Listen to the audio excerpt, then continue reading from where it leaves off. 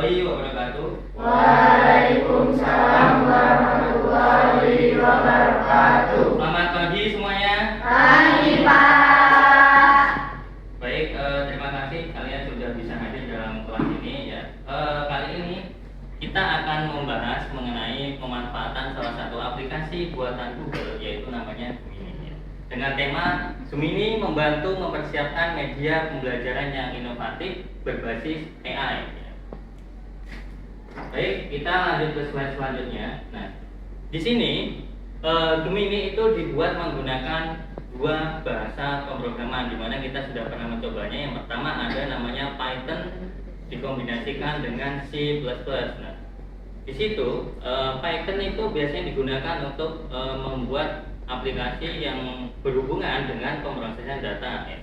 Sedangkan C++ ya biasanya bahasa ini digunakan untuk pemrosesan data dalam skala yang besar. Kalau yang Python itu skalanya lebih kecil, kalau yang C++ dia lebih besar. Oke.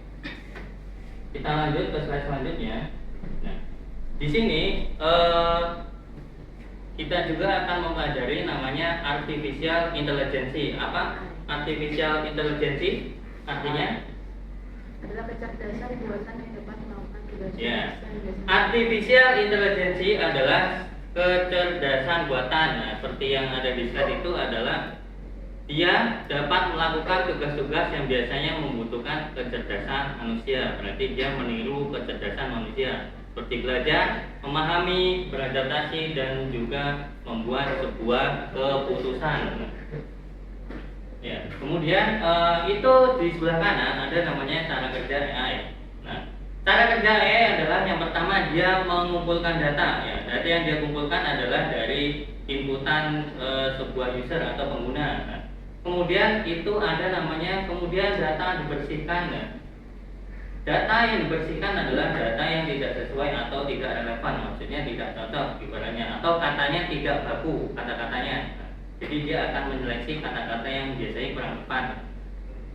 Dan setelah itu AI akan melakukan pemilihan algoritma untuk suatu masalah. Nah, berarti pada AI itu dia terdapat banyak algoritma. Dimana kalau kita menginputkan pada mesin pencarinya, dia akan menentukan sendiri algoritma mana yang akan dia pakai untuk menyelesaikan suatu masalah.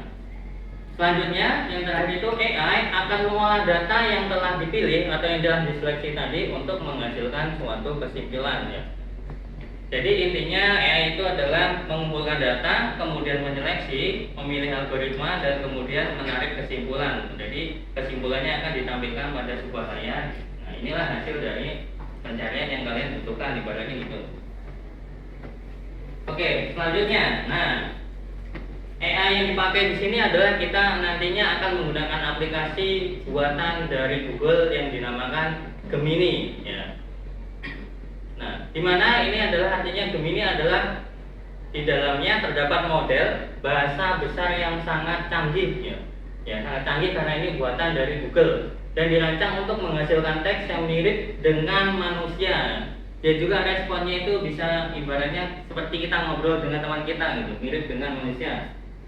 Dalam menghasilkan output pada Gemini kita membutuhkan sebuah namanya prompt ya. Itu ada paragraf kedua ada namanya prompt ya. Dimana prompt adalah sebuah inputan teks yang diberikan kepada model bahasa untuk menghasilkan suatu respon ya. Ini bisa berupa pertanyaan, pernyataan atau permintaan untuk melakukan tugas tertentu ya. Jadi nanti saya kasih contoh promptnya gimana cara mencari tugas atau menyelesaikan suatu masalah menggunakan aplikasi Gemini. Ya. Kita lanjut ke model promptnya. Di sini sebelum ke prompt ada namanya cara kerja. Yang tadi adalah cara kerja AI. Yang ini adalah cara kerja aplikasi Gemini. Kita fokus ke nomor 1 dulu. Ya. Secara singkat, Gemini bekerja dengan cara yang pertama memahami ya. Dia akan memahami maksud dari pertanyaan Anda karena dia basisnya menggunakan AI, dia akan mencoba memahami apa sih permintaan dari kalian. Nah, kemudian setelah itu Gemini akan mencari informasi yang cocok di basis datanya atau relevan. Dan yang ketiga adalah Gemini akan menghasilkan teks yang koheren dan relevan sebagai jawaban. Jadi ibaratnya setelah dia mencari informasi, dia akan menghasilkan output yang baik, ibaratnya yang sesuai dengan permintaan kalian. Nah, kemudian kita beralih ke nomor 2, itu adalah ada faktor-faktor yang membuat Gemini sangat baik untuk menghasilkan sebuah teks. Yang pertama ada namanya ukuran model yang besar. Semakin besar model, semakin banyak informasi yang dapat dipelajari. Nah, yang kedua, Gemini mempunyai arsitektur yang canggih. Ya.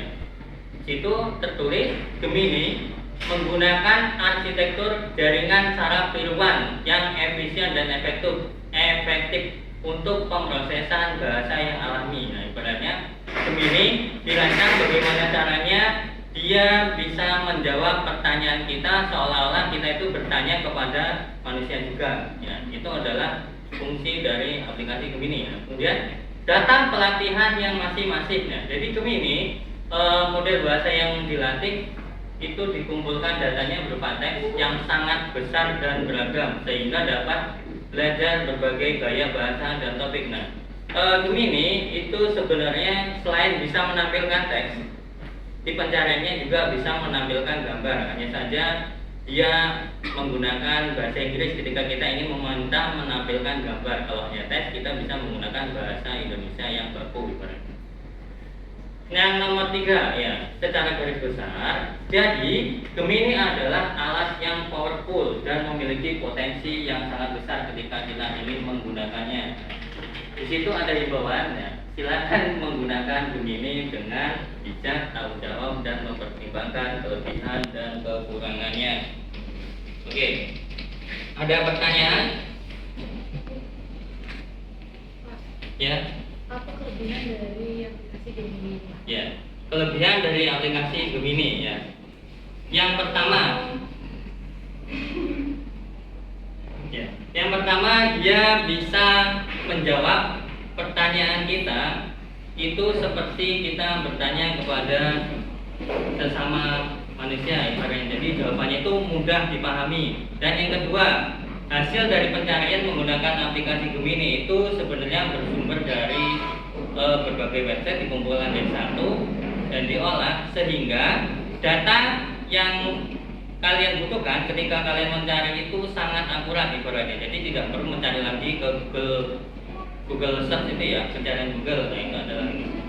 Dan yang ketiga, menurut saya dari penggunaan Gemini dia mudah diakses karena dia berbasis online, otomatis dia bisa diakses di manapun dan kapanpun. Itu adalah salah satu kelebihan dari Gemini. Nah, selain ada kelebihan, pasti ada namanya kekurangan.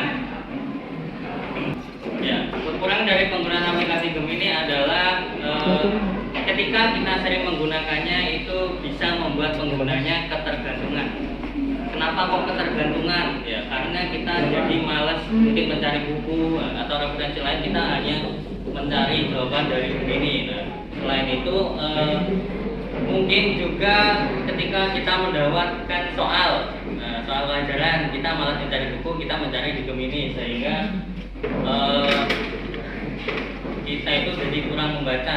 Kita hanya membaca hasil dari output dari Gemini. Itulah adalah kelebihan dan kekurangan dari aplikasi Gemini. Oke, cukup? Oke, baik. Lanjut ke slide selanjutnya. Ini adalah contoh prompt atau perintah tadi yang misal kita ingin gunakan di Gemini. Nah, yang pertama susunannya adalah misal gini. Saya merupakan siswa kelas 12 atau kelas 11 misalnya.